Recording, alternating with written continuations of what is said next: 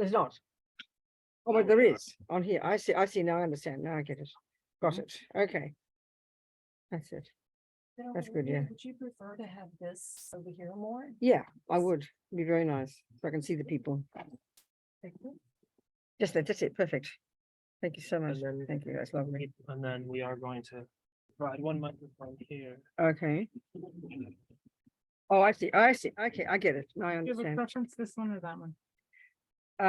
This one. Okay. Yeah. So now let me see the people gallery. There we go. Now I can see you all. Wonderful. Okay. And this should be amplifying me, should it? Yeah, I'm going to move it a little closer. A little farther. Huh? Can you a little bit? Oh, I see. Okay. All right.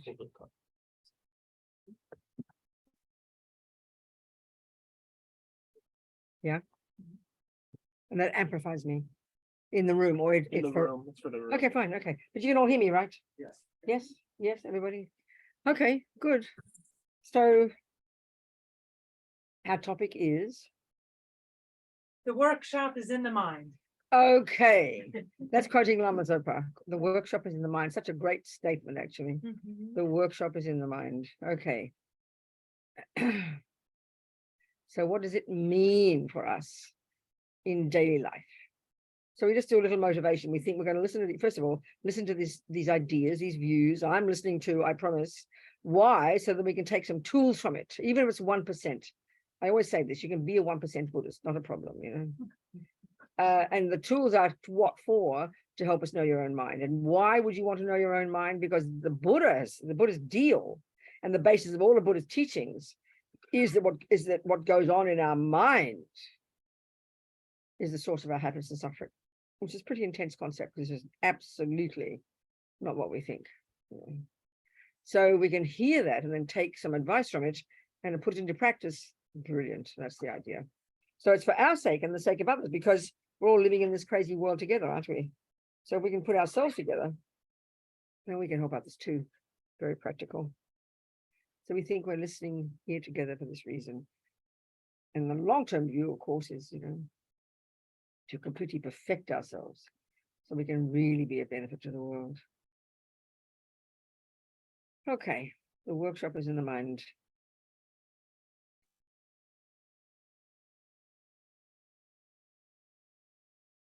So in one way, the Buddhist view of the mind is really very simple.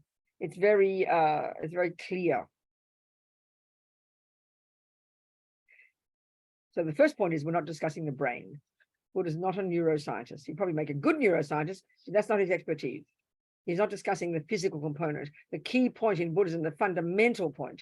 And I mean, in a way, if you really want to study the Buddhist teaching seriously, you've got to take this as your view. You take it as the possibility. But even without thinking that the mind is not physical, there's still, we can see, you know, I mean, we know we might be able to point to a certain part of our brain when we think something, but we know that we don't need to know about that brain in order to think something. And that's the key point.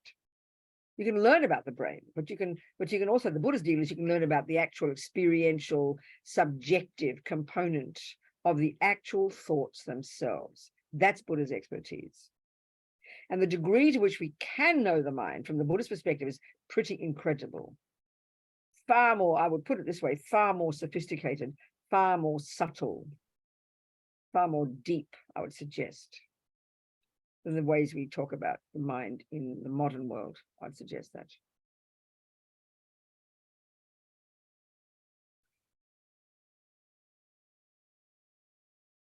So the simple part is the way the mind is described in terms of 3 different categories of thoughts. Because in the end, we can talk about emotions, but they all come down to, they kind of drill down. When we drill down beneath the emotional components of, let's say, attachment and anger or love or kindness, you get to really seeing it's rooted in thoughts. And this is a very interesting idea. It mightn't be evident immediately, but when we understand this, it's a revelation. So there's 3 categories in which we can put what goes on in our mind into. It almost seems too simple. It almost seems simplistic, but it's powerful when we can see it, you know. And when we can really see this, this is the basis of our ability to work on our mind. I feel like I'm talking inside a kind of hollow. You really can't hear me, can you? You can. Can you? 'Cause I don't- Okay. No, not too long. I need this one then. I think we better have that It's one. around your neck, Okay, I'm happy. That's fine. just around your Yeah. neck, that might be Okay. more All comfortable. right, that's it. Very nice. So what about that? Is that better? Yes. Can you hear me now clearly? I'm surprised usually we can hear you loud and clear. No, I know. It's funny. It was curious. It was like I was speaking. Yeah. Anyway, so you can hear me now. Yeah. Yes. thank you. Okay. Because I mean, I'm going deaf, and I finally, so I'm sure some of us are going deaf as well. It's a very normal part of the old age. It's called old age, isn't it? Is it called old age? I've heard about old age. I'm supposed to go to pick up my hearing aids in North Carolina. Yeah, anyway, whatever. So, okay, I haven't got them yet. So you got the neurotic, unhappy, painful, states of mind, and we know them intimately. Attachment, anger, jealousy, fear, low self-esteem, anxiety, guilt. We're so familiar, so familiar. Then we have the good stuff, which is really, I like to put it this way, and it's true, it's our saving grace. Kindness, patience, forgiveness, compassion, intelligence, these qualities. As soon as we hear these words, immediately we understand. If I mean, I always joke and say, oh my God, I was so depressed yesterday. It was so nice. We just know we don't say like that. You understand? We know it's referring to something painful. It's very clear. And when we talk about a person, oh, she's so loving and kind and generous, we don't say, oh, how disgusting. We know it's a nice quality. We know, we can immediately hear it. So this is really a way that the Buddhist psychological model divides. And it's quite shocking to hear this, because in our world, I think it almost sounds a bit judgmental, negative and positive, oh, got all these negative states of mind, But I mean, but it's a really helpful way to identify the different states of mind. But the problem is, of course, we have thousands of them every second, and they're mixed together like a big soup. So we half the time can't tell what's going on in our mind, because there's so much going on. And then mainly because we don't pay attention until it starts getting emotional, until it starts getting really loud, So the third category, and then I'm not discussing these here, these are interesting. I call them the mechanical parts of our mind. And this is like concentration, good memory, the ability to discriminate between this and that. These are crucial states of mind. But in this model, and initially it's kind of weird because we don't think like this, these are neither negative nor positive, but they're crucially important. So the negative and positive terms, or even they call them non-virtuous and virtuous, it's got a very particular flavor in Buddhist psychology. But I mean, what we tend to do is when we hear negative and positive, we kind of get guilty and neurotic and think it's kind of blame or something, but it's really not like that at all, So why do we distinguish in this way? Well, Buddha's really simple point, simple, but very hard to see initially, is that the negative states of mind, the attachment and the anger and the jealousy and the depression, and the anxiety, which again is fairly obvious, these are the source of our suffering. But it's not that obvious, because when we are saying we are angry, you don't say I'm suffering because I'm angry. You say you're suffering because your husband made you angry. So or I'm anxious because I might lose my job. So we tend to focus on the outside event or person that seems to trigger those emotions. But so we tend to focus on the outside. So we would tend to blame the outside. And this is the tricky part. Now, the good qualities is in a sense the same. Why are you happy, Robina? So talk about your happiness, or your kindness, or your love, or your compassion, or whatever. We'll talk about the event or the person that triggered it. And this seems very casual, but it's very powerful. The Buddha's point is that, in fact, not only is the external event or person not the main cause of either the happy feelings or the suffering feelings, put it that way. But if we can change our mind, the event will look different. That even the way the event or the person appears to us is dependent upon what's in our mind. So the work is on the mind. So Buddha's not saying you can't change the outside world. There's a saying in Buddhism: if you can change the bad thing out there, the thing that's happening that's triggering your anger, please change it. There's nothing wrong. It's not moralistic. If you can get that, your hubby to stop being mean to you, let's say, then great. But the real work to do that will guarantee that you can be in charge of your life is that you change your mind. Of course, it's the hard part. Because if someone really does abuse you, let's say, and that happens every day in the world, look at the suffering in the world. It's unbelievable what people do to each other.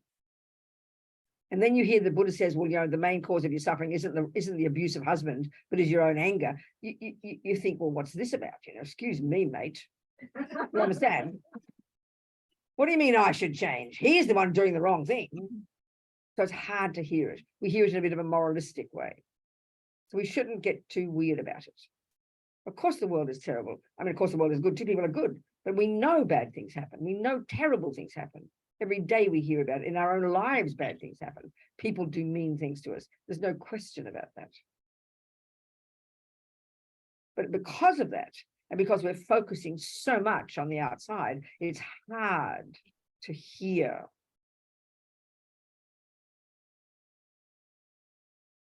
But the main source of the pain is actually in what's in the mind.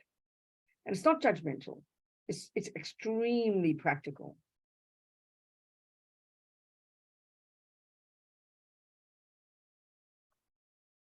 That's why I always like to use examples of it's always good to use extreme examples, Always think of some people in prison I know. There's one woman I always quote, Sunny. This woman back in the 90s and the 70s, sorry, in Florida, hitching with a hippie husband, hippie kids, gets picked up by two guys. Somehow this is the story roughly. And then they get stopped by the police. And the two guys kill the police and blame the hippies, basically, Sunny and her husband. So the 17 years of nightmare pursued, came. I mean, it's like nightmare story. You hear this.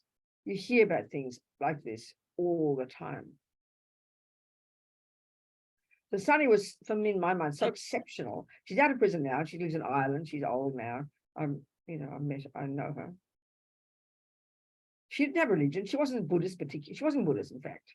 She was a Jewish girl, but she had no religion. She just had what I'd call this emotional intelligence that enabled her. I mean, there she was for years in solitary confinement. I mean, it's so brutal. It's so medieval, in solitary confinement with the Bible. That was it.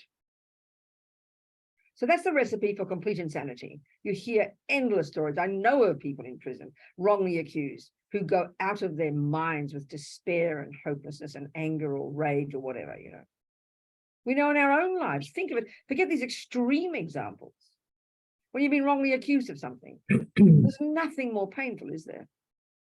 And so what we do is we think all the time about the person, what they said and what they did. And we're obsessed with trying to change their view, to get them to see the truth.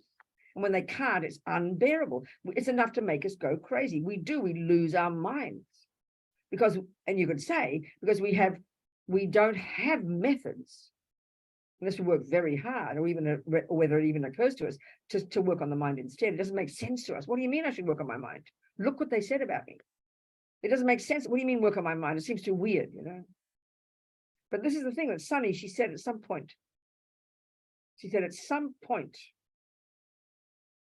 I realized I couldn't change anything. But they couldn't take my mind from me. That's what she said. So she somehow, and she's in solitary confinement, remember, solitary in a room on her own. Also, by the way, her husband finally got executed. His head burst into flames. I mean, you can't imagine the nightmare. Her two children, I think, or three, I can't remember, were luckily given to her parents after she's imprisoned. But then the parents got killed in a car accident, so she lost the kids to the state. I mean, you can't, one nightmare after another. But they couldn't take my mind from me. And so the way she talked about it is, I knew I had to take responsibility. What she meant was for what went on in her mind. This is so intense. This is exactly the exact bullseye of Buddha's approach to life, to his spiritual path. But it sounds so shocking to us, doesn't it? She talks of that. She said it. It's like responsibility. She said it's like I had to take responsibility, but she meant for her mind. So she owned what she thought. She owned her own feelings and emotions, meaning, putting it simply, that she realized that even though what was happening was so shocking and she couldn't change it, it didn't mean she couldn't change her mind. That's the point. That's the point. That's the essence. That's intense. Just look at your own ordinary life. Every day, it's intense. Because the impulse in us so strongly, isn't it? The impulse is so strongly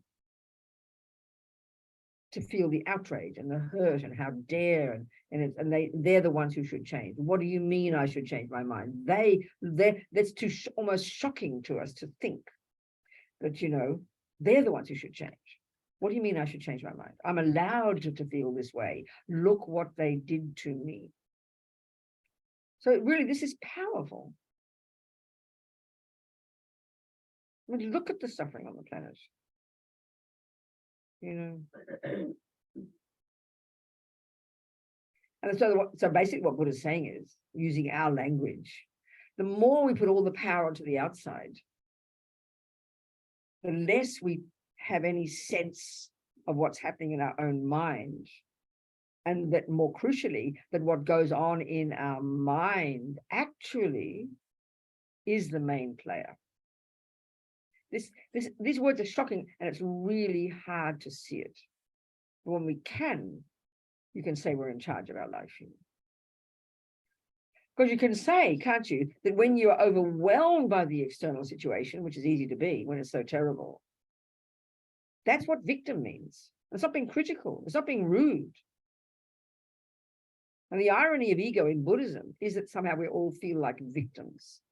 We say, I didn't ask to get born. It's not my fault, we say. I mean, the interesting point in Buddhism, Buddha disagrees. He says, sorry, guys, you know, we just talk about a creator. He doesn't say your mummy and daddy make you. They give you a body, yes. They don't give you a mind. And they don't talk about a creator. They talk about continuity of consciousness, so-called reincarnation, which sounds like a cute idea to us, but it's a huge philosophical view. And the implication of it is huge, that you bring yourself with you. Because the Buddhist view of karma is that every millisecond of what we think and do and say programs us, basically. It's a great way to put it. Programs us. Everything we think and do and say sows seeds in our mind that will ripen in the future as our very experiences. So we are literally like our own creators, is a way of putting it. So that's the opposite to the victim mentality, which is the irony of ego. Not my fault. I didn't ask to get born. Somehow mummy and daddy decided to make a person and they plonked me on the planet, sort of kicked me out, you know. That's true. I agree. If they did, then it's true. I agree. It's not your fault. It is their fault. But yeah. The Buddhist side is quite the experiential implication. You know, I know when I first heard the teachings of karma, this idea that we bring ourselves into our, you know, our own, we are the fruit of our own past. Not mummy's and daddy's past, our own past. It's quite a powerful idea. I remember that's what I thought I'd missed in my life. I thought I was missing that. That for me was a really powerful idea. I love that idea.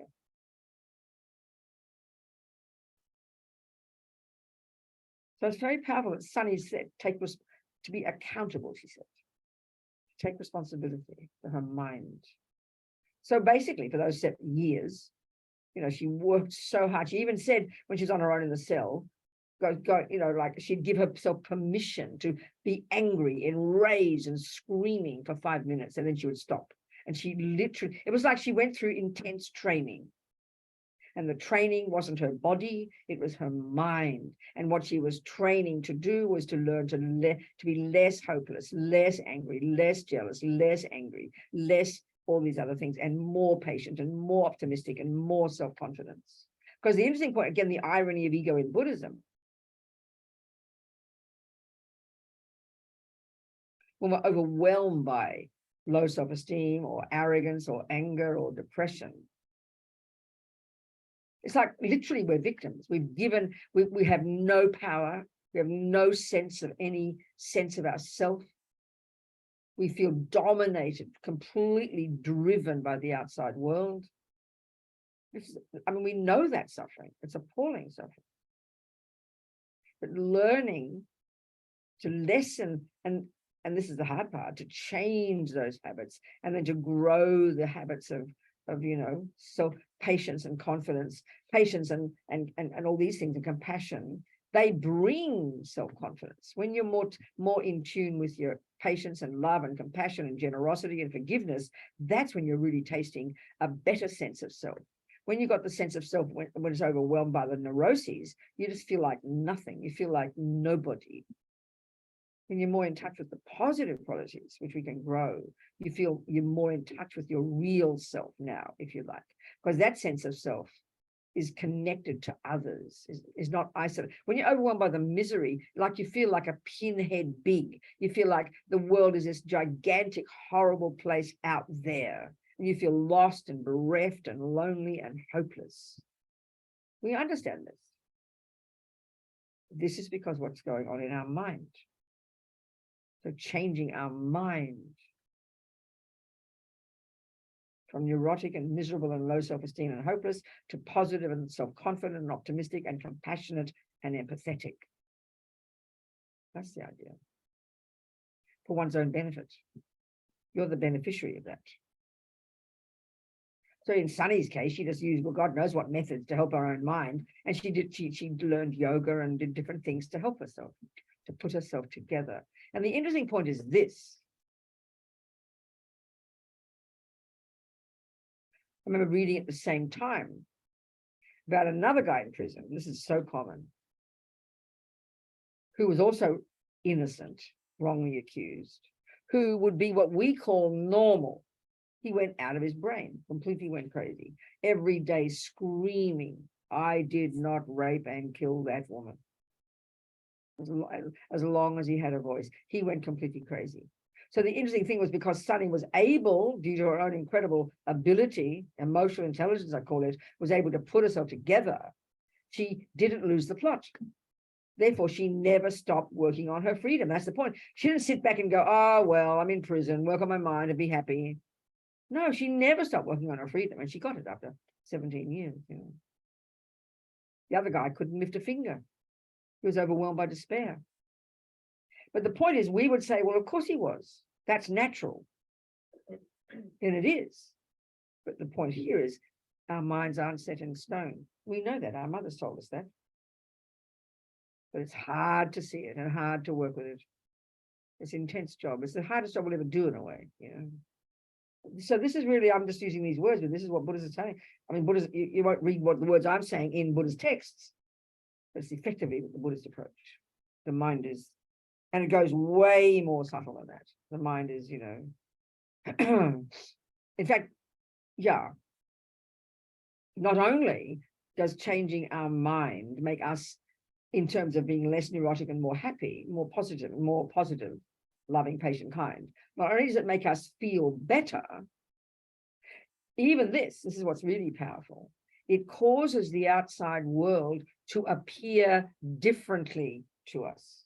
And it's sort of obvious. You talk to your sister and you're mad at her, So at that moment, you're distressed and she appears really mean to you. You think of her and she's mean. Now you work on your mind. You say, shut up, Robina, give her a break. She's just a human being like you. You work a little bit in your mind. You do a bit of practice. And then 10 minutes later, she doesn't appear so bad anymore. She didn't change. You changed your mind. It's really clear. But we think not as I'm set in stone, we think other people. We think the world is set in stone. This bad thing is set in stone.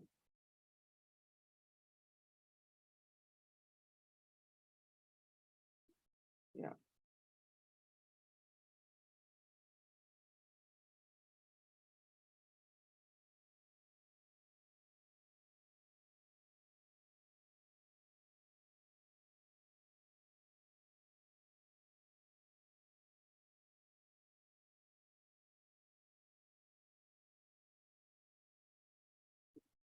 So even now with Sunny, she's in a wheelchair now. Husband just recently died, in a wheelchair. And all the time I've known her, since she came out of prison, I haven't known her for that long, but she got out in the 90s. I've only known her for like a few years. she's always positive. She doesn't ever, even when her husband died, they were very close, you know. There's a way of saying things. It's very kind of, I don't know what to say. It's very extraordinary, actually. And she just ordinarily, I use her example because she's not like a Buddhist or anything. I'm not kind of, you know, show off a good Buddhist. It's human. It's a human capacity. So this is what I find interesting. The Buddhist, the teachings in Buddhism. They're Buddha's not a creator. He didn't invent these ideas. He just observed them. He's saying this is just how life is. He happens to be very good at it. That's all. The Buddhist approach gives you tools and methods to do this job well. You know, to know your own mind. So then technically, what is that? How do we go about it? Well, you know, if you're jumping in the deep end and studying the Buddhist view seriously, you'd learn the different texts that describe the mind in great detail and each state of mind. They're quite precise. This is, you see, we're not discussing the brain here. Again, we're discussing the actual subjective, the actual experience itself. But it's very theoretical in the sense that, because all these we talk about, okay, start fresh. We talk about emotions, don't we? Feelings, very powerful. And our trouble is we don't notice what's going on in here until it becomes emotional, meaning until it hits our body. In fact, different people, different ways, different approaches, you know. So in the Buddhist approach, there's an approach where you start to learn to be, one of the first meditations, they call it, you know, never mind what they call it, but there's a type of meditation where you learn to pay attention to the different sensations in your body. And some people, so that's in order to see that, in order to learn about how things are impermanent, things change. But also it can be a very powerful way of noticing what's happening in your mind. You pay attention, you know, so lots of those techniques that people use with massage or different kinds of physical therapies relate to working on the body in order to get to become clear with the mind, understand the mind. Different people are different, you know. That's not my style. I would never have a clue what goes on in my body. Different people have different approaches. But we can see that, you know, for example, you have a person who's very quiet. But I mean one fellow I met, person who had very good disciplined behavior. He looked very disciplined. But he said his mind just living in rage. But you would never know from his outside. Now he was paying attention to his mind, he noticed. But for us in our culture, if we're fairly quiet, disciplined person and don't shout and yell, we don't notice what's going on in our mind because we're not paying attention, because we're burying everything. But, you know, it's evident if you've got a person, for example, I always think of an example, you've got one person who's fairly quiet, like that guy, but he'll write down on a piece of paper all his angry thoughts. And another person, you see them shouting and yelling, oh, look at that, she's angry, and you transcribe what they're saying. In the end, you got a shouting, yelling, screaming person, which is what we typically think of as an angry person, and a quiet person whom we typically think isn't angry. But you read the thoughts of the quiet guy, he's probably more angry than the shouting person. Meaning, anger isn't the shouting. That's just the body expressing the angry thoughts. So anger is in the mind. But if we don't pay attention to our mind, I never knew I was angry until the words were vomiting out my mouth. Do you understand? As a kid, oh, wow, I'm angry. The commonest question people ask me, they say, you know, we say, well, when I'm in the middle of being angry, what will I do? Well, that's a bit like asking, what will I do at 120 miles an hour and I notice the wheels are falling off? You understand? It's a bit late, right? You should have noticed them wobbling. And I really use this example, and it's not meant to be cute. It's kind of profound. We don't wait till our teeth fall out before we go to the dentist. Well, we might, but we're very irresponsible. We have maintenance for our bodies, for our houses, for our cars, and I'm really serious here. So when you're driving your brand new car, you begin to notice the wobbles. Wheels don't fall off cars because we all have maintenance. But look at us emotionally. We don't go to the therapist. You know, if you go to your therapist because you feel the wheels wobbling, because you're feeling slightly annoyed when your hubby slurps his coffee. That's the wheels wobbling, right? Isn't it? Small anger, baby anger. If you go to your therapist and say, well, I felt a bit annoyed today, she'll tell you to shut up and go home and wait till you want to kill him before you come back. In other words, even our approach to it in the West is you wait till it's serious until you do something about it. I mean, is that not just plain foolish? It's too late when you're in the midst of screaming at your husband. It's never too late, but it's a little bit too late. Damage control is the best you can do, like the wheels falling off, you know? It's not meant to be a joke. It's very serious. That's why the whole Buddhist approach of learning practical mindfulness meditation techniques first. They're not mystical. They just give you the ability to train yourself to step out of your head for 5 minutes so that you can begin to notice what the hell is going on inside here. Which brings us really to a lot of misconceptions we have about meditation. Because we know that the thoughts never stop. We know we're endlessly chatting from the time we wake up in the morning and the time we go to sleep. We know this, it's never ending. Constant chat, we know that. So when we hear about meditation, we think, oh, great, it'll all go away. So we think the reason to sit down and watch your breath for 5 minutes is to make all the thoughts go away. Well, when you really do get advanced in concentration meditation, you will get to a subtler level of mind that is beyond conceptual. Yes, but don't hold your breath for that. But that's really not the purpose in the beginning. I would say one of the main purposes of developing a technique, and a bit of a technique first thing in the morning, is that you're training yourself, like you decide to watch the breath, you anchor your mind to the breath. So you're training yourself not to just mindlessly be drowning in all the thoughts. You're training yourself to step back, to begin to begin to exercise some control. Because we really believe we can't control our mind, don't we? We can eventually. The Buddhist view is to levels of sophistication you can't imagine. So we've got to start somewhere. But the hard part of that, of course, is because our minds are under control. We hear the jealousy, we hear the anxiety, we can't even, we just feel it sometimes. We don't know where to go with it all. What am I going to do with all this? And so we wish it would all go away. So we have to learn to become familiar with it. And that takes time.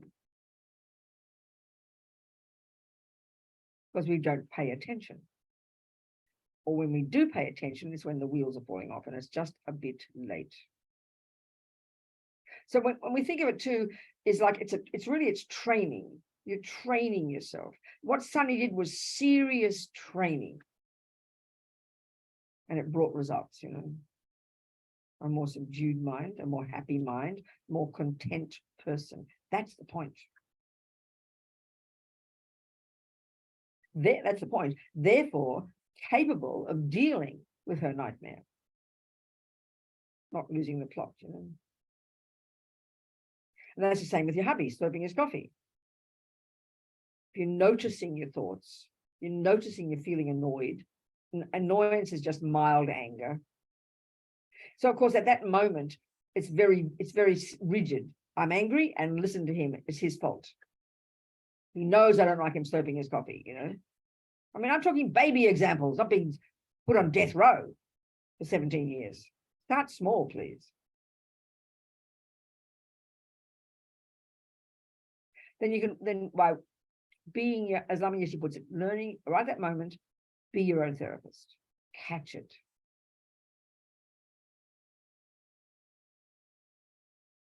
Because if it's not slurping his coffee, it'll be something else. You always, when you got annoyance and upset, which is mild anger, you'll always find something. Guaranteed, promise. You know. And the thing about this too is not moralistic. We are the beneficiaries of this. This is not even for the sake of your husband. This is for your own sake. Okay, he ends up benefiting if you don't shout at him. Do you understand? But you're the beneficiary of it. This sounds so simple, but this is intense, hard work. Talk about training. But then, of course, we have to have the wisdom to know when it's appropriate to say something in a certain situation, you know. You get wiser when you work on this. You get wiser. You don't become like passive. That's awful. So when you study the Buddha's view of the mind, then you hear, you list these different states of mind. So there's one, we all know if you read any Buddhist books at all, you're going to hear about the 3 poisons. It sounds so cute, you know. The 3 toxic emotions. Ignorance, attachment, and anger. And it sounds so simple. I mean, we don't use these terms in modern psychology. We put everything into Greek. As soon as it's fancy, like psychology and schizophrenic and psychopath, we always make them Greek. I don't know why. It's very peculiar. That's what the Greek word for anger is. Then it'll become more important, I think. So you got the Buddha's view of the mindset is a very clear model that these are the 3 main neurotic ones, and all the other ones are kind of, are rooted in these 3. So this first one, ignorance, sounds so abstract, but it's often known as ego grasping, and it's this primordially deep, wrong sense of self, concrete, solid, set in stone, hopeless, unchanging, just very easygoing way of putting it. Forget that one, okay? And then it gives rise to then the main voice of ego is attachment. Like Lama Yeshe says, I can tell you about attachment for 1 whole year. We'll never begin to understand it until we start looking deep inside. So you could argue, and this is what the Four Noble Truths, Buddha's teachings in the Four Noble Truths, he effectively says that attachment is the main source of all suffering in the universe. And this sounds beyond hilarious, doesn't it? Because first of all, we don't even use the same word. When we say attachment in our culture, we use it referring to a good quality, which is referring to being close to your family, you know, that kind of thing. And that's fine, but it's a different definition. It's not the one he's talking about. So the simplest level, the most obvious, attachment, I like to put it this way, it's multifaceted, primordially deep. For all of us, whether we're really nice people or crazy people, it runs the show to one degree or another until we're quite advanced. So the main energy of attachment, and this is from having practiced it in the past, we bring it with us. The main energy of it is dissatisfaction. You never feel you have enough. Or even when it's more serious, you don't feel that you are enough. That's when it's really serious. We have a lot of that in our culture. Then it's got the flavor, because you don't feel like you are enough or have enough. Naturally, it brings this next level of its energy, which is this wanting something more. Emotional hunger, really. I like to call it that. Emotional hunger. Why are you hungry? Because you feel like you're empty. So this emotional hunger is a kind of the prevailing feeling we have. You know, and then, of course, you have to look for, then the next level of attachment is to look for what the thing out there, such that when we get contact with it, it will satisfy that emotional hunger. So the obvious first level is the set of objects of the senses, you know, the objects of eye consciousness, the objects of ear consciousness, especially the ones of the body, food, you know, other bodies, contact with physical things. This is very powerful. We can see this. So as far as we're concerned, and this is the misinterpretation for the Buddha, is that this emotional hunger, this attachment, this believes that when I get the cake, it'll give me satisfaction. It'll fill up the gaping hole. So the next function of this attachment is it causes the object, the cake, the boyfriend, to look way, this is the real trick. This is the part that really makes it so difficult. It makes the object look way more delicious than it really is. This we absolutely know. And then you become obsessive. You only see that, only think about that. You totally believe it is the most divine thing since God knows what. You totally believe that it's the source of all your happiness. So then it brings possessiveness. Then it brings fear of losing. We recognize all of this. All of this is a function of attachment. It's huge. And it's so vast and so total. Well, then we say, well, that's normal human behavior. Yes, Buddha says it is normal human behavior, but get what, guys? I've got methods where you can get rid of it. And why would you want to? Because that's the cause of happiness. In one sense, Buddha's saying he's found methods to get happy. And he says it's not the cake, and it's not the body, and it's not the attachment that causes it. This is the part that's hard. In fact, when you study the Buddha's view of the mind, you can study, it's really extraordinary, actually. Lama Yeshe talks about it a bit in his book called Mahamudra. The way they describe in Buddhist teachings is very detailed, very technical, that the nature of our mind, and they're not meaning the brain, the actual cognitive, subjective process itself, is in its nature clear and pure, meaning Buddha's found from his own experience that that anger and attachment and ego grasping, all the unhappy things, are not at the core of our being, are not intrinsic, therefore can be utterly removed from our mind. I mean, this is really long-term stuff, but it's quite an outrageous view. I mean, that sounds so weird in the West. That sounds like you've got to cut half your brain out. But we're not discussing the brain here.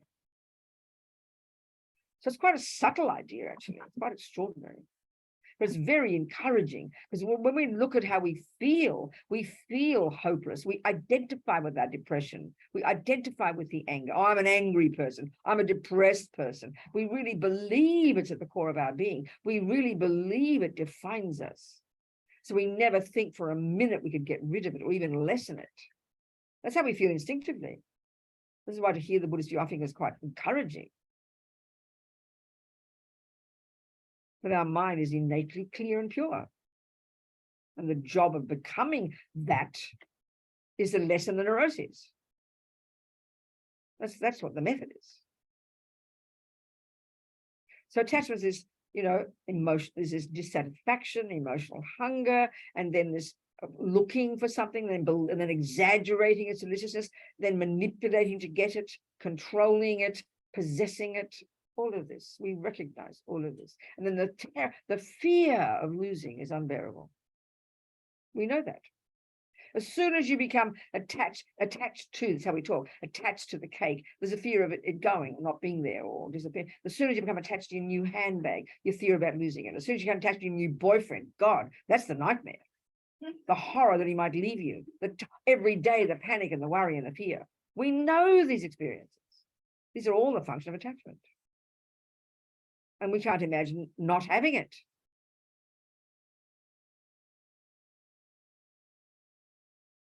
So what about anger, the third one? Well, that's the response when attachment is thwarted, when attachment doesn't get what it wants.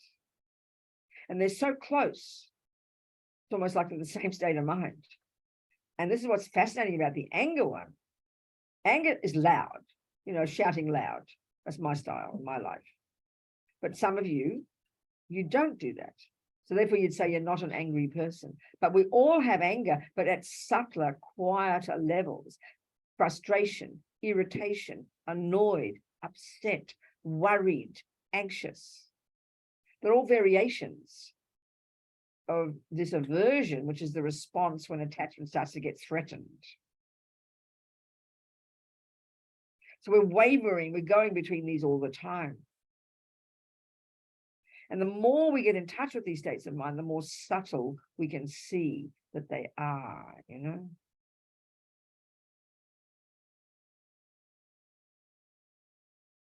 So becoming familiar with this process, with your own emotions and thoughts. And what's fascinating is thoughts are more subtle than emotion.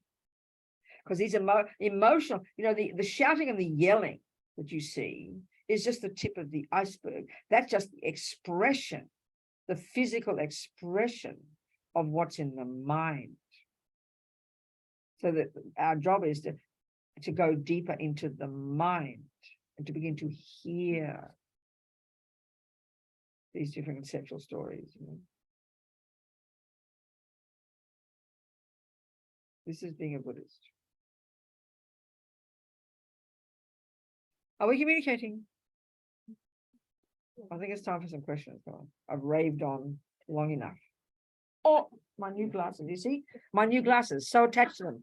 Panic stricken, they're going to get scratched. Did it fall on the glass or the side? You didn't see it.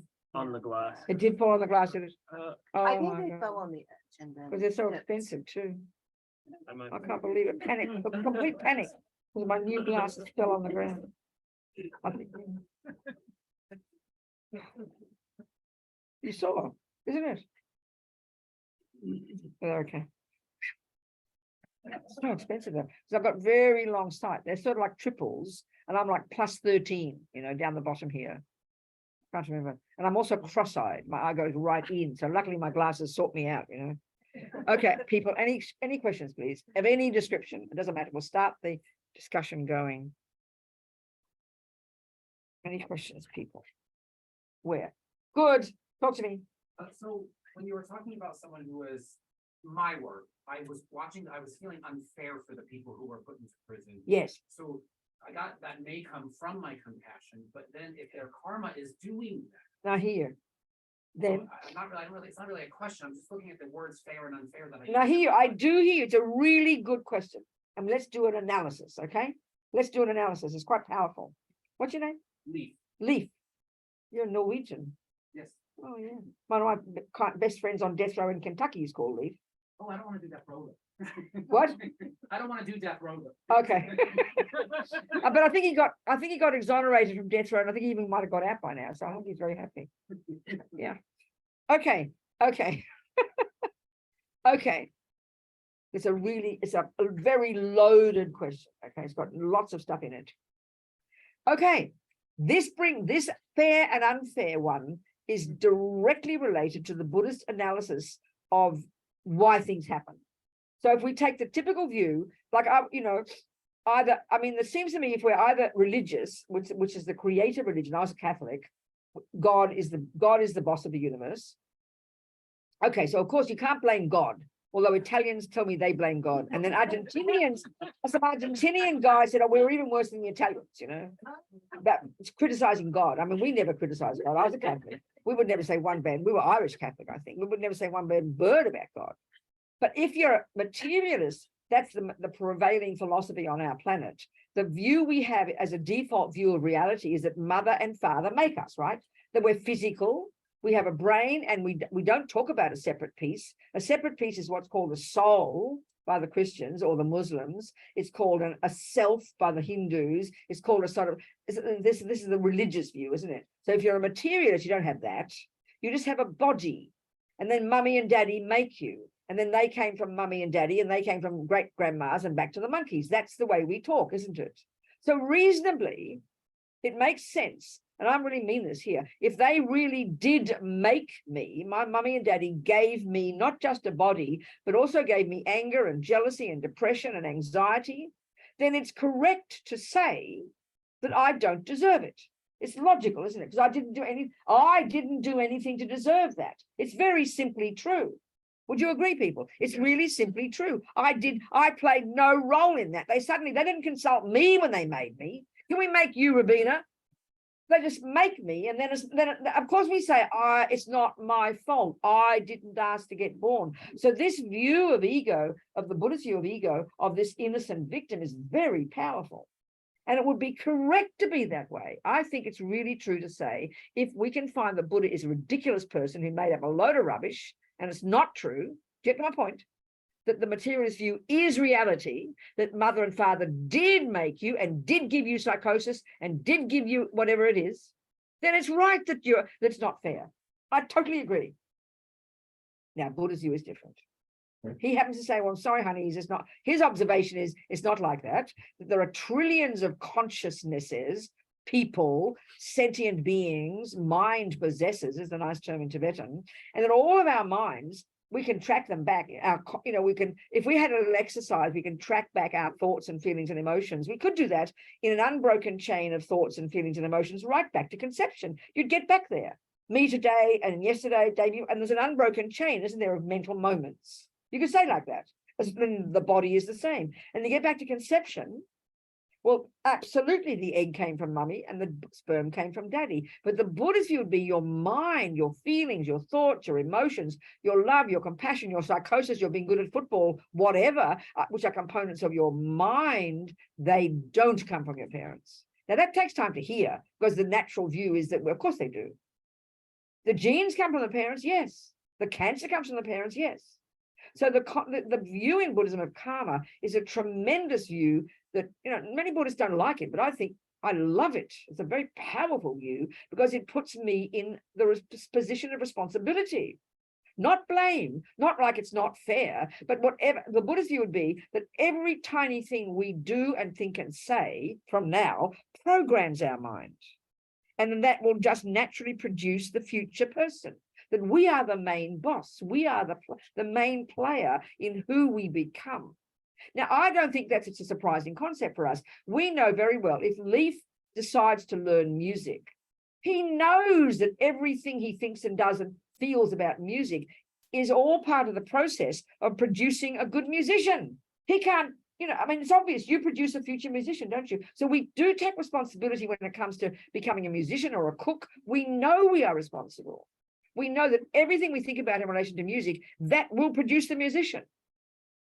But we don't think this when it comes to happiness and suffering, because we think it's a whole different philosophical view that I'm this innocent victim who didn't ask to get born. And so unfair things happen. So for us, life is like bad luck and good luck. And in other words, we don't play a role in it. But the Buddhist view is completely opposite. That we came into this life fully programmed with every tiny component in our mind, our tendencies, our personality. They don't come from mummy and daddy. They might share my qualities, but like, for example, my mother was a musician, a classical musician.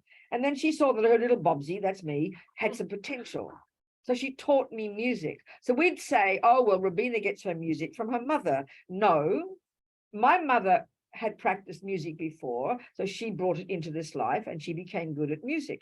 I must have practiced it before. I brought it with me into this life. And then out of how fortunate, I had a mother who could help me nourish my music. She didn't give me music.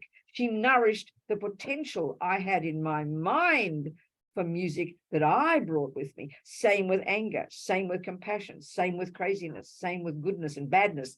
Every quality, from the Buddha's point of view, is the fruit of our having done those before. That's a simple concept of karma, which I find very delicious,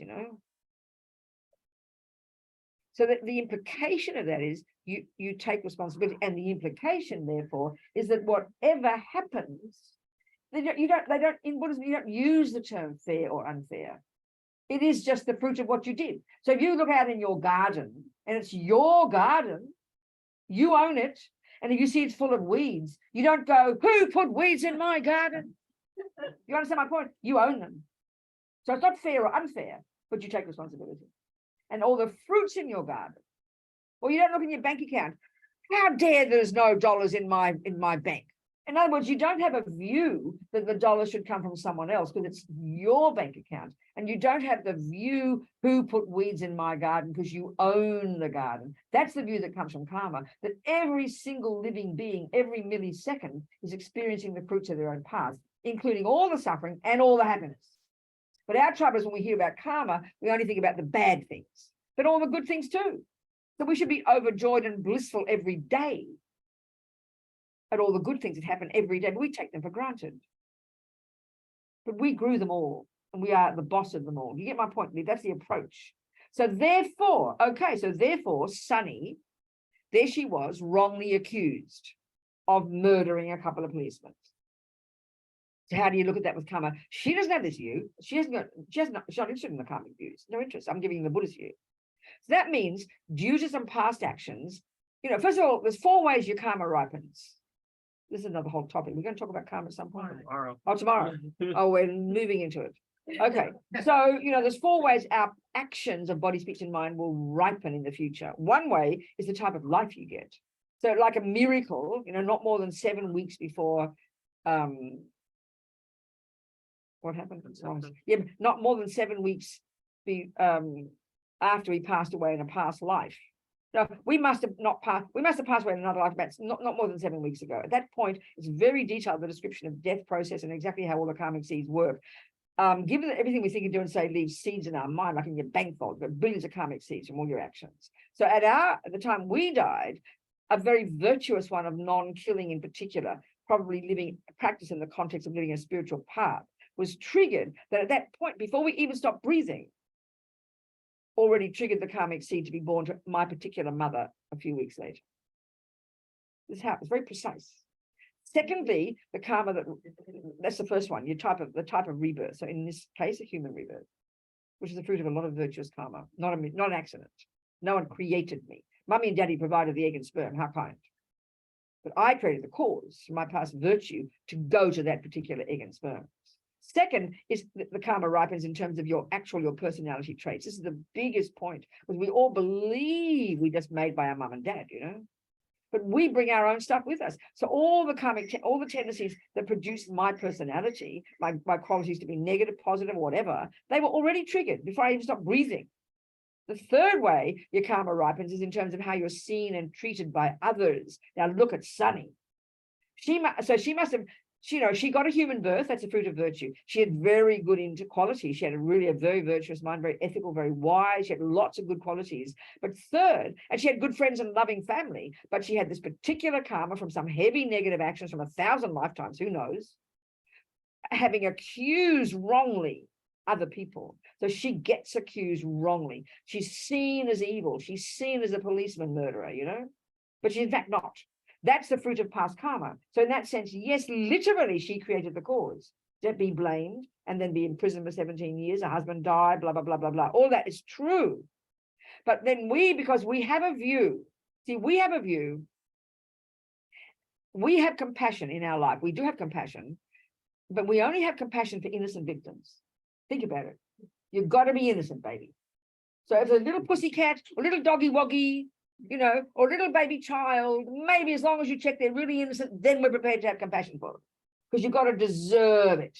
But if you've been naughty, you deserve it. That's heavy. But with the view of karma, it's not like that at all. That's why I love to tell the story more than the Sunny story. It's outrageous. These young Tibetan nuns years ago. I remember when Richard Gere, he's a Buddhist. Anyway, whatever. He invited the Dalai Lama to New York. It was in 2003. And he had also decided I was working with the prison project at the time, and he wanted to collaborate on that. So we discussed it, but in the end, he did his own thing. It's okay. But he decided to invite 20 former prisoners to come and meet the Dalai Lama. A whole cross-section of Americans, black, white, male, female, Puerto Rican, whatever. It was and he invited people like me who worked with people in prison. It was a very moving day, They talked about their suffering and their experiences and the racism and blah, blah, blah, whatever, or as we know. But what was interesting, he also invited 2 young Tibetan nuns who had been imprisoned by the Chinese communists in Tibet, tortured, sexually abused. And they were talking about their experiences. Well, this is what's interesting, because they are born, you see, the view of karma, this view of karma, there's the law that runs the universe, really. It's been around in India for 3,000 years. It's been around in the Asian views for 3,000 years, and it's articulated to really sophisticated degrees in the literature. It's not just some view made up by the hippies in the 60s, you know. It's like the view that's just the default mode for them. The view for us of Christianity, for example, let's say us, most of us, let's say, maybe Islam, not these days in the West, but also certainly the materialist view, they're the default modes for us, you know. We don't question. So the view of karma was just utter for them. So these young women, because the Tibetans, they, you know, it was like totally Buddhist, like, you know, totally Buddhist, 99% Buddhist. This view was utterly there for them. So because they're brought up with this view in the bones of their being, that they are responsible for what arises, it's not this heavy duty kind of we're responsible, you know, you deserve. We talk like that. They don't have that view. So that's the view that's just natural to them. And because they were practicing, there they are wrongly accused, and there they are, you know, tortured, sexually abused. And at the end, and there were tears, but they weren't angry. I mean, this is such a fascinating discussion. They weren't angry, but now this is the point. Listen to the philosophy of what anger's saying. What's anger saying? How dare you do that to me? I don't deserve it. That's what anger's saying, right? Even as the feeling the hubby slurping his coffee. It's like it's being done to you, you know? How dare he slurps his coffee? He knows I don't like it. It's a feeling of not deserve. It's very powerful. We all have it automatically.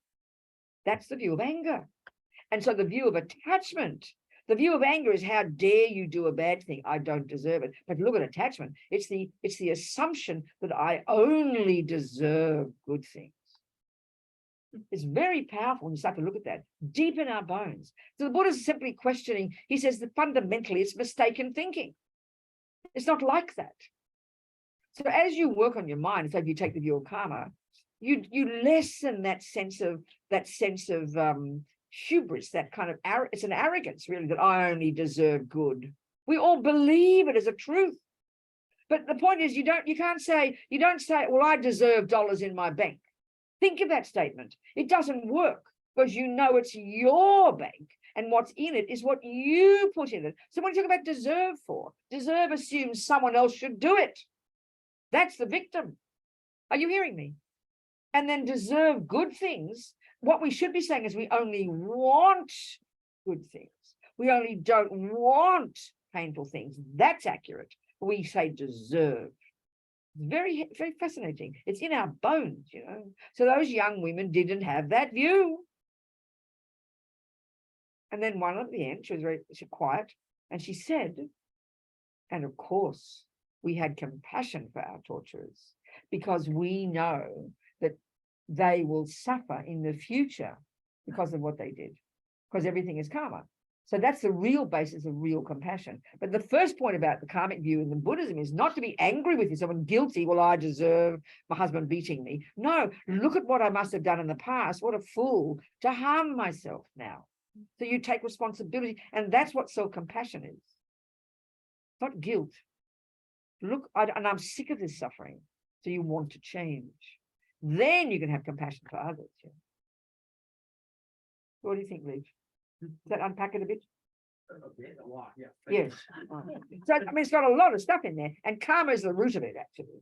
The view of karma is very profound, very amazing. I mean, I know when I told you, I think, when I first heard the teachings from the lamas, I love the view of karma. I mean, I was a radical feminist at the time. I'd been an old hippie Catholic, then a hippie, then a kind of radical lefty, then sort of at the time of the 70s, I'm back into whatever reason. A friend of mine was a literary agent for George Jackson. I know anybody is old enough to remember the Soledad brothers. The time of the Panthers, they really grew. And my friend Mary was a literary agent, and she was George Jackson's literary agent in England. So we started a group called Friends of Soledad. I mean, I'm not a Black Panther, obviously. We were supported to Black, whatever. Anyway, and then I heard about feminism. I thought, what's that? I thought it was feminism. I didn't even know about it. Then I realized that I heard about radical feminism. Oh, I like radical. Then I became a radical lesbian, chucked out the boys. Then I became a radical lesbian separatist feminist. Not even heard of them, I bet. Then at that point, it's really true. I had exhausted all options of who to blame for the world, for the suffering of the world. I thought it was all the non-Catholics when I was a Catholic. Then it was all the straight people when I was a hippie. Then it was all the rich people when I was a lefty. Then it was all the white people when I was into that other one. Then it was all the male people. There is no one left. So then I luckily bumped into Lama Yeshe and Lama Zopa. And they said, you better look at your mind, Robina. I've never heard of that before. So I've been doing that ever since, okay? Anyway, thanks. It's such a good point, Leaf. Yes, sweetheart, go. So is the path of karma, is it an individual path? My question is that, I'll have to repeat for the Zoom people because it's hard to hear you. yeah, is it the family? Is there any I family? see. No, I understand, karma, darling.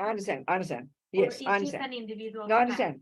Okay, good. So is there kind of family karma, group karma, really? Yeah, like your Or is it clan individual? It's both. I mean, so there's you, there's what's your name again? Sylvia. Sylvia, of course. There's Sylvia. So Sylvia has got they talk about mental continuum. Your consciousness goes back and back and back and back and back and back and back and back. And every millisecond or whatever has been done in that consciousness sows seeds. And then now at this moment in time, you're experiencing the fruits of many of the seeds that you personally have planted. There's definitely an individual continuity of consciousness. But honey child, we're very social people. We bump into other people and have lives together as birds and dogs and humans. So we create strong collective karma. So a group of people called, female is a group karma. Male race is a group karma. Everything you see is a group. We put things into groups. We've created similar actions in the past to have similar experience. So, people who experience racism will all from different parts of the country have never met each other, but will describe exactly the same experiences because it's a karmic, it's a particular karma you've all created, people have all created to have that kind of experience.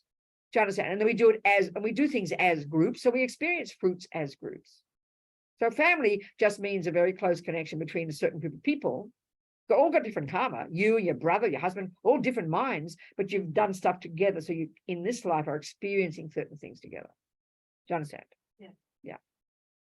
Do you understand? Yes. We've all got our own continuity of mind. So of course, eventually, as you become completely enlightened being, you're going beyond the individual. Your mind is as big as the universe, and you have empathy with everybody. But you've still got your own individual karma. That's why your own practice is the point. You own what you do with your mind every single second. So karma ripens in terms of the type of body you've got, your tendencies, your experiences with others. We're all very social. You can see that. And then the fourth one even is called environmental karma, the way that even the physical world impacts. We'll go into this tomorrow. But strong group karma. But a group just is made up of individuals. That's all. And each individual does their thing, Do you understand? Yes. Good. Anybody else on Zoom? Anybody? Yes, sweetheart. Talk to me. So I have a question with regards to, my brother was severely bipolar. Yes. Back in the 60s, they diagnosed him as schizophrenic, Right. paranoid, and then ultimately he's passed away already, Right. but manic depressive, but Yeah, violent. I understand. It was traumatic. So Yeah. my question is, since he's passed away, he came in with that karma, I understand. and Yeah. then what happens? I when understand, he darling. I takes understand. it? No, I understand. I mean, so first of all, yeah, okay. Yeah, if we take this view of seeds and fruits, which is like the idea of karma, and then whatever's in your garden, you have to say, no matter what is in your garden, it has to have come from a seed. It can't just not come from anywhere, can it? So every single tiny thing that you or I or your brother experience, whether it's suffering or happiness, whether it's in his own mind or whatever, they are all from past actions of his. So then however he dealt with it in this life, however he managed it, would you say that, you see, sometimes you have a lot of suffering, but because you've got the ability to handle it, it becomes a very purifying experience. You can finish the karma by having it because you work with it well. Was he able to manage it well, or he just it was Very really violent, awful, very real painful? violent. In and out of A mental lot of suffering. institutions and jail. And, Oh, sweetheart. so that means when he departed. Well, it depends. But he has to have had good qualities. Yeah, oh, he must. Now, this is the point. Yeah, most certainly. This is the point I'm getting at. Even you can see a person has a lot of these tendencies to looking crazy and angry, but has good heart and good qualities. Even for that person, you could almost argue that that's purification as well. In other words, he had a good heart. He didn't mean to harm. He had a good heart.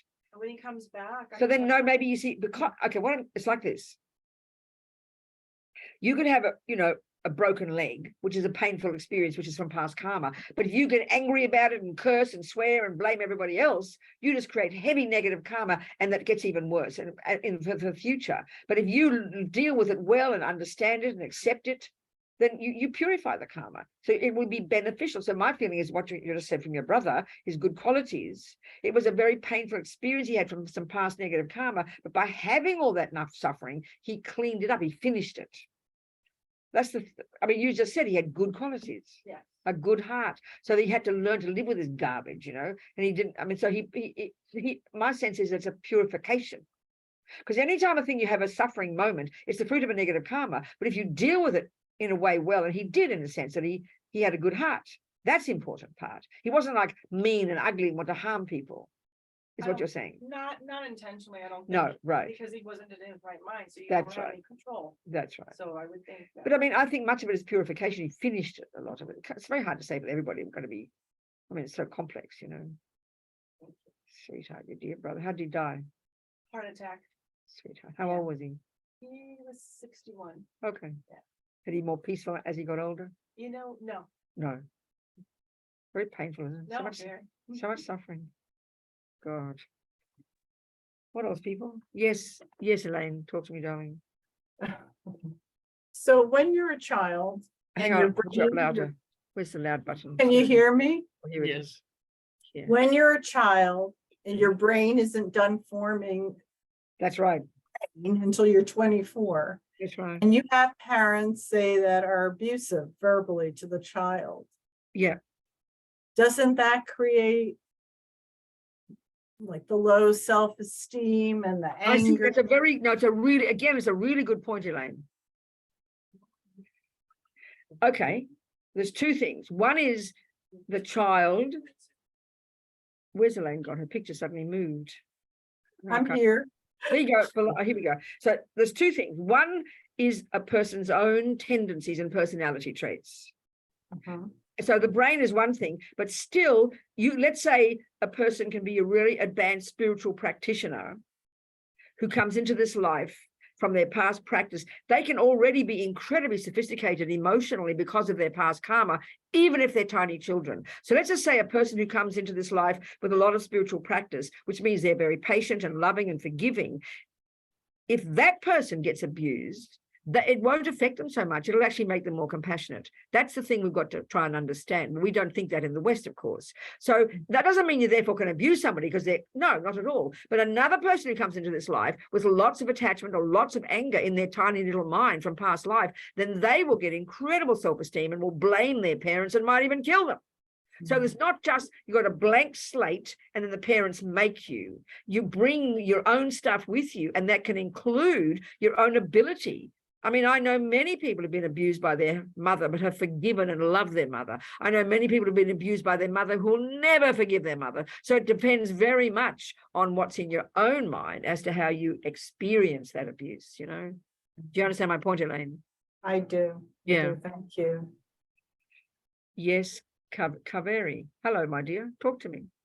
Hi, my question is, if due to attachment or expectations from somebody is feeling that they keep running into people who are emotionally unavailable, and they feel like they are trapped in a pattern, and if they want to break that blockage and break that pattern, then what Yes. should be the right path? I know, darling, it's very difficult. So you're talking about a person who's got lots of need to be loved by others, but always ends up not being loved by others. Is that what you're saying?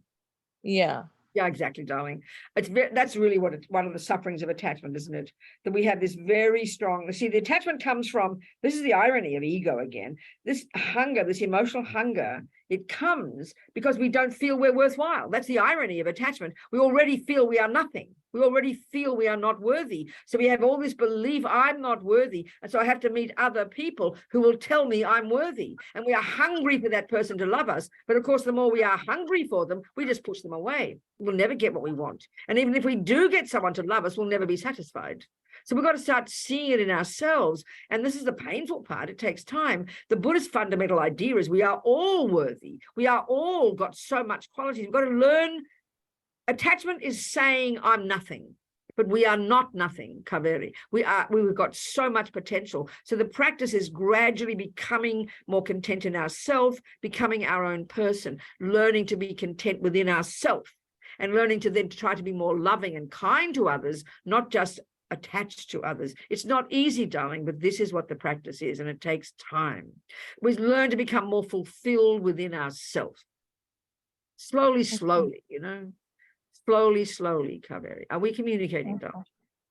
Yes. Yeah, it takes time, sweetheart, Mhm. but it's possible. Okay. But to even begin, we've got to even begin to know, to have confidence that we have got qualities, we are worthwhile, we've got so much in here. You see, that's the tragedy of attachment. We think we're nothing. We think we are nobody and nothing. And it's very deep inside us, this low self-esteem. It's very painful. Everyone's got it, you know, but the more we believe that, the more hopeless we become. So we've got to stop believing it. It's a slow process. That's why it's good to have a daily practice, but to think about these things, to read the teachings, that gives us courage to start to have a different picture of ourselves, you know? Do you understand, Okay. sweetheart? Yes. Good. Yeah, yes. Thank- Hello. So I want to take that a little further with Yeah. emotional detachment. That's something that someone can develop later in life, though. What do you mean?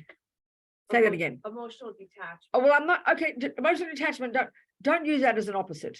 It's a very tricky word. Detached sounds bored and not caring. So I'm not even talking about that. So what are you saying? So she said emotional attachment. Attachment, meaning I use the term emotional hunger, Okay. and we understand that because it's always wanting people to love us because we don't feel we're worthy in ourselves, isn't it? So then what's your question on the basis of that? So I'm thinking more of the opposite. Yeah. Like if someone, and it could relate to karma or maybe Yeah, not, go on, doesn't matter. emotional unattachment, I guess. Okay, so what So- okay, how you'd be if you were less emotionally hungry, you'd be more fulfilled and content in yourself, not just detached. That sounds cold. That's not really like that. You'd become more fulfilled in yourself. You become more content with yourself. You'd be happy. You'd be fine with yourself. You're not always wondering, where is somebody to love me? I'm nobody, I'm nothing. That's much nicer than saying you become emotionally detached. That's horrible. But some people develop that in life as they. What do you mean by that in life? You mean as they get go on, older? They get hurt by people. They get So then hurt by Yeah. incidences So then in what they do life. is they don't tend to become more content. They just cut themselves off Right, and become sad and lonely. right. That's not the opposite. That's horrible. That's another version of awful. And that's because we just don't believe there's an option. We just think it's not, you know, people hurt us, and it's true, we get terribly hurt. And so we think the best is just to cut ourselves off. That's very painful. Yeah. That's absolutely not the option. Because as you see, the interesting point is when we're very emotionally hungry, we're also being it's not meant to be mean, but we're quite self-centered. We're only thinking of ourselves. The number of people, for example, who would say, well, why is there no one to love me? There's no one out there to love me. Why can't someone love me? Instead of other people talk about, what can I do to make other people happy? So some people, so what we have to learn to do is become more fulfilled in ourselves. No, we are worthwhile, but also to become more loving to others and more kind to others. Then you're really connected to others, but you're not always hoping they're going to love you because you feel content anyway. That you don't just become content and stay with yourself. You have much better relationships. You're much more loving and kind and compassionate to other people because you start to notice other people. When we're caught up in just in our own self, we only see ourselves. And then we get cut off, and then we get hurt, and then we cut off everybody. We just go in, and that's awful too. It's sad. Do you hear me? Yeah. Yeah. Thank you. It's a tricky one. What else, people? Yes. My grandson fishes. Yes. Catches big fish, and I start to worry about his karma. Of course, darling. I understand. I know. It's interesting, isn't it? I know. It's very interesting. And that's the thing about the karmic tendencies, you know. We have all these we have tendencies in the past. And then, you know, your son met fishing and fell in love with it, but another son couldn't have cared less, you know. It just shows it's not random, it's just the tendencies in their mind. So then this is where, you know, yeah, of course, the tendency to kill. Because that's a good example of how following attachment blinds us from seeing the harm we do. So I remember there's always a story I tell about this mother who came to see me in tears in Kopan Monastery, because she just heard the teachings about karma from one of the lamas, and she was in tears, and her boy had been fishing since he was 5, he was in love with fishing, and he was a lovely boy, but he had this tendency to kill fish. But the thing was, she never liked to go fishing because she felt sorry for the fish, but he always asked her to go. So she went one time, and it was so painful for her. And that's the point, because he had a tendency to fish, which means he had attachment to it from past habit. He couldn't see the suffering of the fish. She could see the suffering immediately. So even now, as you speak, you're feeling the compassion for the fish. But he's a nice boy. But because he's got a tendency to kill and he's attached to it, it blinds him from seeing the feeling of the fish. Do you understand? I remember one woman in one course, it was very funny. She said she was married to a fisherman, so she fell in love with him and she ran his business and everything. She'd go fishing with her girlfriends. He's in Australia, and they go deep sea fishing. And they catch these great big fish. And one day, she said, suddenly they caught the big fish. Then suddenly this other big fish coming up from the water, she was convinced it was the wife of the fish they just caught. The fish stood up, circled the boat, looking into the boat, and then disappeared. She says, I stopped fishing from that second. Isn't that hilarious? And of course, I said, why can't you put the fish back? She said, well, you can't, because it's very deep sea fishing. It rips their guts out, so she couldn't do it. So I know it's a very interesting one. I mean, it's very fascinating. You look at different people who've got that tendency, not criticizing. Or even see some humans, where it's difficult to see, with some humans who are really mean to other people. It's the same thing. They're attached to it, You don't see the harm you're doing. So with your, you say he's your son? Grandson. Your grandson, yes. He likes it a lot. He goes all the time. Yeah, it's common, of course. And he's living in Florida. He's going to get plenty of big fish, isn't he? So maybe you can sort of talk about the fish one day. I mean, just sort of, I think about the fish. What do you think they feel? Just open up a conversation and see where it takes him. And then maybe, and then you can maybe, why don't you say a prayer to the fish or something, or blow on it. I mean, just bring you never know, because maybe he does it because he wants to make his dad happy. I have no idea. But just bring up a conversation one day. What do you think about the fish? What do they think? What do they feel? Do you understand? It's true though. I agree with you. Yeah. What if the fishing is to get food? Well, actually, it is. I know. No, Dad, Yeah. rest in peace, yes, of course. was loved to fish. Of course, exactly. My dad as well. But when he did fish, he usually brought it home. No, of course, my dad as well. Only for that. No other reason. No, it's true. So it's a mixture then, isn't it? There's the compassion, the wish to be generous, but the fact that it was, it's just not a blame thing. It's just we're made up of many tendencies, aren't we? All of us have got so many tendencies. And our tendencies, the Buddhist view, is they come from the past. They're not random. So the fact is that some people have a tendency to, I went fishing one time to impress a boyfriend. The fish came to them, not to me. So I didn't even have the karma to find a fish that comes to me. I didn't have the karma to kill anybody, It's very strange. So it's not a what if, it's just that's how it is. Some people, so obviously if you fish, everything, some people, what can I say? It's just how it is. So all we can do is individually, if we can look into that, we've got a tendency to do it, we've got to analyze it, think about it, and decide, well, is it worthwhile? I don't know. It's complicated. It's never that easy, is it? Yeah. My name is Shane. Bit louder, darling. My name is Shane. Shane, hi. Yes, I got a question. How does one think about the consequences that an action leads to their karma? You've got to talk a bit louder for me, Shane, and I'm going to have to repeat to them. How does one focus or be mindful of the consequences of their actions that it will have on their karma without becoming what? Oh, I hear you. Well, I don't know. Kathy, unmute Kathy. Kathy Petal, unmute, darling. There you go. Thanks, sweetheart. So he asked, how can you learn to start looking at your actions and look at the consequences without being neurotic? But okay, come on, sweetheart. Did you drive a car? Well, have a look at how much you have to be aware of a car. If you really start to write down all the things you have to think about, to do, to think, and you'd be completely neurotic. But you're not, luckily, because you've developed the habit. And you've got to be mindful of every tiny thing. If you lose mindfulness while you're driving your car, you're dead. So I think it's a really good example. That's intense, the way we have to drive cars now, with the speed and the amount of, it's just unbelievable. And you have to keep totally alert and look at all the consequences every second. You know that, but you're brave enough, you can do it. If you start getting neurotic, then you'll stop driving, won't you? And that's why some people can't cope with the freeways. It's the same kind of thing. when you develop this awareness, you want to do it because you just want to be cautious. Of course you'd need to do, and you'd get better at it. And as you get better at it, you get more skillful. I think it's the same thing, really. I really think it is. Does that make sense, Shane? Yeah, exactly. And the main reason for karma at the beginning is not compassion for others. It's just to take care of yourself. You don't want to get slaughtered, so you better learn the rules and obey the rules, you know. So with the karmic one, it's not a question of being guilty or anything. It's just you know that you create yourself. So there's an incredible sense of responsibility would come. And that's powerful. It's not, that's really what we'd say self-compassion. Buddhism don't use that term. But we'd say, I mean, it's definitely self-compassion. You don't want to suffer in the future. In the same way, I mean, you can use the same analogy with food. If you've got the tendency to get diabetes, you're going to watch every tiny label on every piece of food. And people do that now these days. You can't just eat anything. You've got to be alert because you don't want the future suffering, you know. It's a good attitude to have because we tend to have the view, as long as no one sees me do it, I'll be okay. Do you understand? And that's a bit like saying your doctor tells you not to eat sugar because you might get diabetes, and you go home and you think, oh, well, my doctor's not here, so I won't get diabetes. It's childish, you know. So you really become accountable. You don't get neurotic. If you do, then you have to relax a bit. I have a friend who's like that. You get a bit neurotic, do you?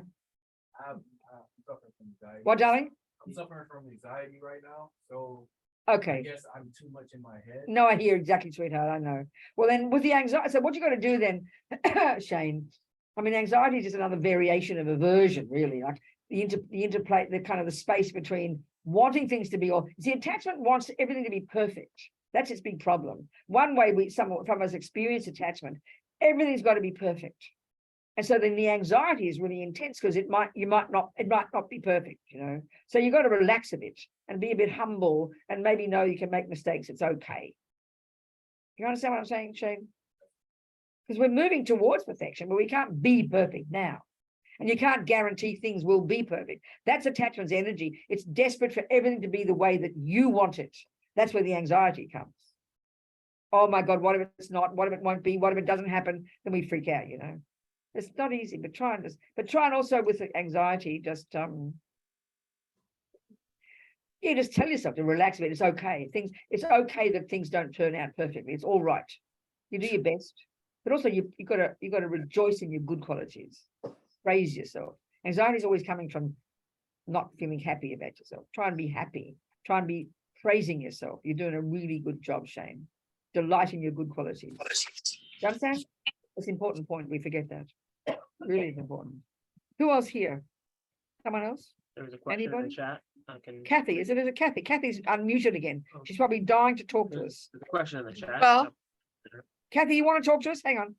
I can talk a little, thank you. You want to? I just am doing a lot of caregiving for my mother, Yeah. and she's very difficult. So the question is, when you have someone that you feel obligated to help and want to and love, but Yeah. they can be a little abusive, very That's right. difficult. Do you Exactly. how do you create boundaries and still be, in the It's a really whatever? good point, Kathy. So it's a really good point. Let's talk about it. Okay.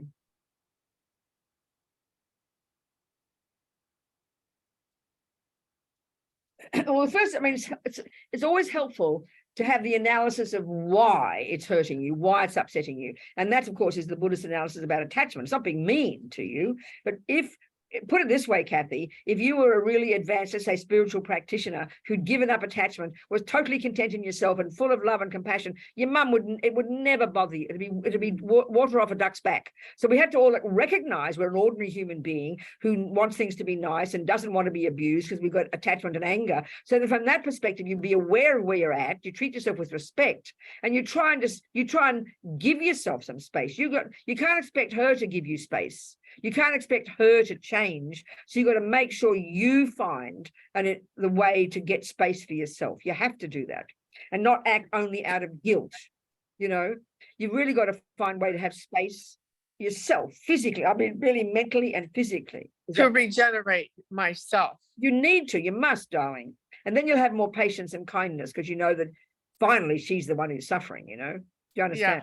Yes, You no, gotta I have love her. space to see I'm that. trying to help her. Of course you Yeah. are.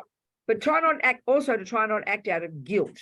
But guilt is sort of like I'm a bad girl. You've got to really be firm sometimes. And I can't do it. I mean, is your mum kind of, does she need 24-hour help or just what?